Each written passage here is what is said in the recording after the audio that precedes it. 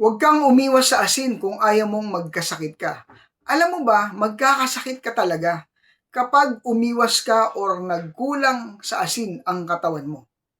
Ito yung dapat nating maintindihan dahil ang haba na ng panahon, sobra-sobra na ang takot natin sa asin. Pero kailangan mabuksan mo yung isipan mo na ang asin hindi pala talaga dapat katakutan. Alam mo kung bakit? Very essential to na gamit ng ating buong katawan na typical na pinahihirapan mo ang katawan mo kapag nagkulang ka sa asin. At alam mo ba, ang tama at totoong asin, walang overdose, walang side effect. Nalinlang po kasi tayo, okay? Alam natin at sinasabi sa atin na masyado pangit ang asin sa katawan, mahirap masobrahan ng asin sa katawan. Linawin po natin. Napalitan po kasi yung asin natin na ginagamit. Pinalitan ng hindi natin alam kung sinasadya. Alam niyo kung bakit? Ang tunay pong asin na galing sa dagat, gawa ng Panginoon, maraming beses po yan binanggit sa Biblia.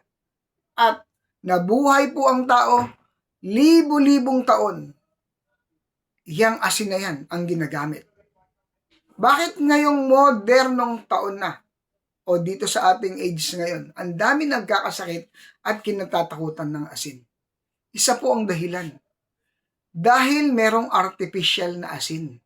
Yun ang pinalit sa ating mga preservatives, sa mga instant food, kung saan-saan tayo kumakain ng masasarap na pagkain, mga restaurant, mga instant food. Yan po yung nakakasamang asin sa atin. Dahil yan po ay artificial at hindi galing sa natural na sangkap. Kung maintindihan lang natin na kailangan pala talaga natin ng asin sa katawan, makakaiwas po tayo sa maraming sakit. Bakit po? Yan pong asin na yan, kailangan ng mga electrical activities ng ating utak, ng ating skin, ng ating muscle, no? Yung contract and relaxation ng muscle natin. Kaya ang daming masasakit sa atin, no? Ano pa? Yung asin, yan yung responsable sa tibok ng puso natin.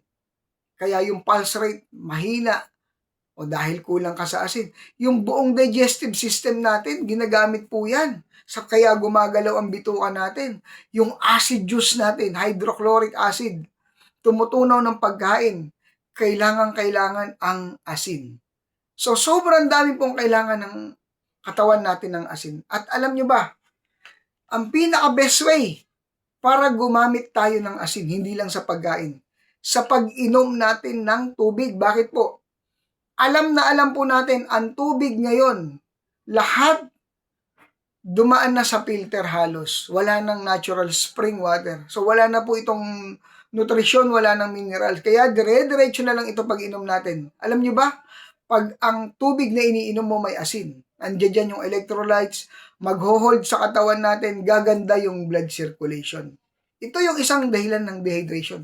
Inom tayo ng inom, pero yung iniinom natin, walang electrolytes. Hindi nag-i-stay sa katawan, kaya nilalabas din natin. So, panahon na po para mamulat tayo na dapat lahat ng iniinom natin na tubig ay merong asin. At kaunti lang po ang kailangan nating asin. Sa 1 litrong tubig, 1/2 teaspoon, na palaging ganun po yung magiging habit natin. Huwag po tayong matakot sa asin. Para sa reliable na source ng asin, comment down po, mag-message po kayo at magbibigay tayo ng link kung saan pinaka-trusted galing pa sa Mindanao itong asin na to. Malinis na dagat, kinakayod lang po ito. Walang proseso. Hanggang sa susunod po, sana nakatulong, Doc Nan.